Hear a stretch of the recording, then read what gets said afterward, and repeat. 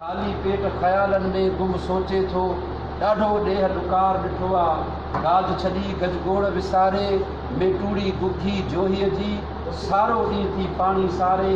काछो हेलत काछो नाहे, मौत जो ॼणको पाछो आहे। होरियां होरियां हीणे हथ सां चक हलाए, मिटीअ माथो माटी ठाहे। ठाहे ठाहे ॿीहर ठाहे, बुख सां ॼण पियो दिलि विंदराए। पंहिंजो पाण सां हू ॻाल्हाए, काश मिटीअ मां माटीअ बदिरां मानी ठही सघे हा। ॾाढी बुख लहे हा, ॾाढी बुख लहे हा। इहे शयूं सोचे थो। सो हाणे असां पंहिंजे वरी बि पंहिंजे मुल्क मां ऐं हिन निज़ाम मां इहा ई उमेदु करियूं था त असांजा जेके बि पोरियत आहिनि उन्हनि खे सुखियो कयो वञे, ऐं जेको उन्हनि खां जबरी पोरियो वरितो थो वञे उहो उन्हनि खां न वरितो वञे।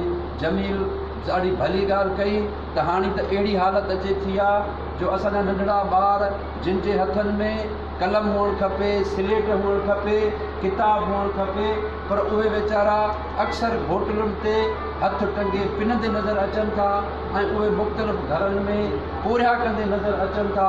पोइ कॾहिं अख़बारुनि में पढ़ूं था त कंहिं घर मां कंहिं ते को कहिड़ो तशदुद थियो, हुनखे ॾब हयां विया, हुनखे कुझु कयो वियो।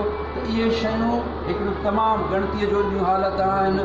अचो त सभु गॾिजी सघिजी अॼु जेके बि हिते वेठा आहियूं त इहे सभु इन्हनि मुल्क मां गुरबत ख़तमु करण लाइ ऐं इहे कमु करण लाइ हिकिड़ा रुॻो सिर्फ़ु हिते वेही ॻाल्हियूं न कयूं, पर उन्हनि खे अमली कमु करे ॾेखारियूं।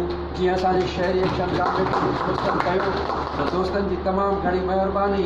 अॼु असां सभिनी दोस्तनि खे हिकिड़ी आम सेवा जे तरफ़ां दावत बि ॾियां थो त असांजी 9 अप्रैल ते इलेक्शन थी हुई, जंहिंमें असां खटे आया आहियूं। सुभाणे असांजी हलफ़ बरदारी आहे बेनज़ीर कन्वेंशन सेंटर में। सो सभिनी दोस्तनि खे गुज़ारिश आहे त हू बि हिकिड़ी पोरियतनि जी तनज़ीम आहे ऐं उन्हनि जी असांजी हलफ़ बरदारी आहे, उन में जेकॾहिं शिरकत कयो साईं एसएसपी साहिबु या जेके वेठा आहिनि त असांजी हिकिड़ी दिलि ख़ुशि थींदी ऐं असांखे हौसले अफ़ज़ाई मिलंदी।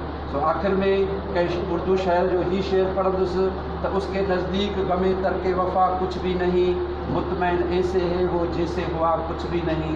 मैं इस वास्ते चुप हूँ कि तमाशा न बने, तू समझता है मुझे तुझसे गिला कुछ भी नहीं।